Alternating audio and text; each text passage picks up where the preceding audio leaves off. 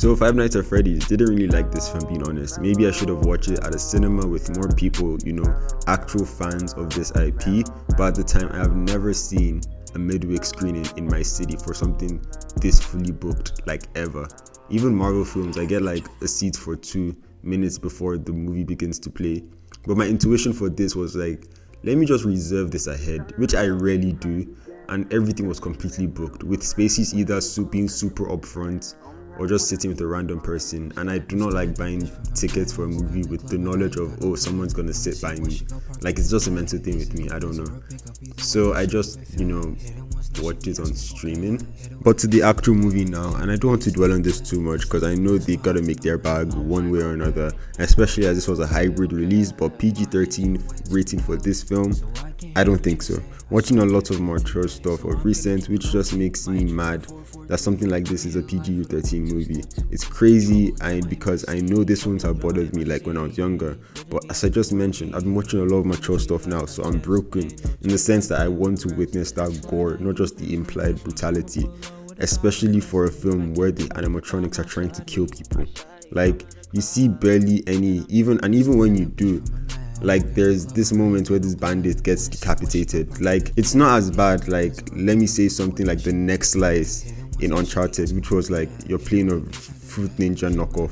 But this one just felt like hollow. It wasn't real. There was no shock feeling, nothing.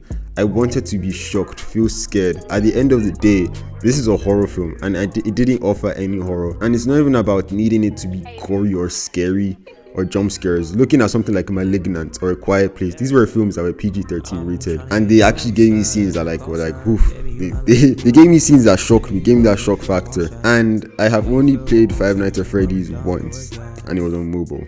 Don't even know if it was legit or not, but I remember playing that game outside in broad daylight with my sister next to me. I think I was on day 3. Long story short, the game scared the hell out of me.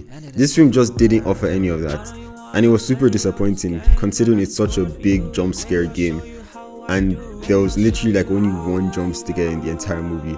Not even asking for jump scares, because like I feel most of the time they're super redundant in films. Alright, I'm done with this topic. It feels like I'm just putting myself in this box and contradicting myself. But I'll just end it as they'll probably make a sequel for this.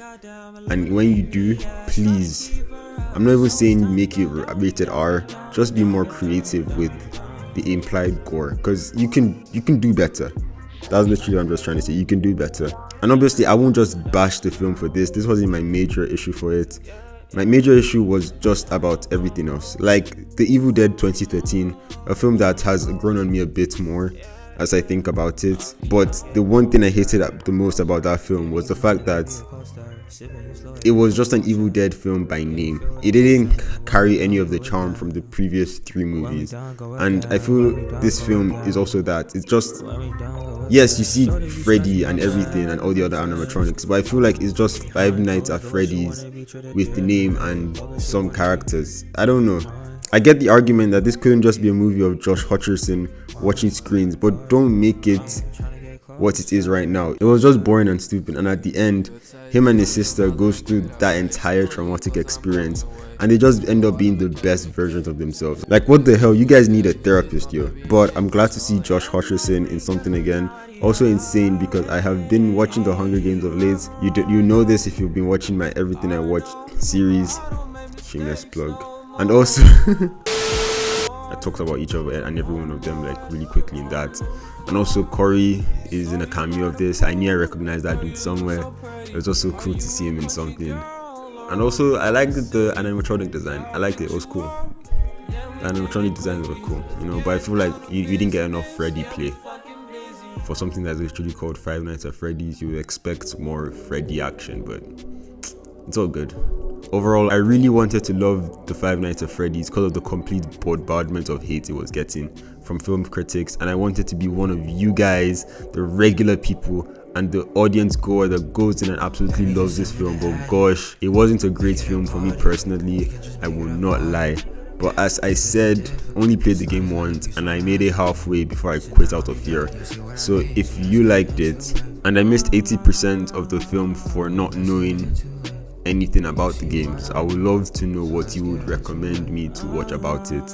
And I also want to know what you thought about the movie, because me, I didn't like it. Maybe you can convince me to like appreciate it a bit more, but it's gonna be a lot to sway my mind. So, but thank you for watching this video. Hope you have a good day, and I'll see you in the next video. Bye.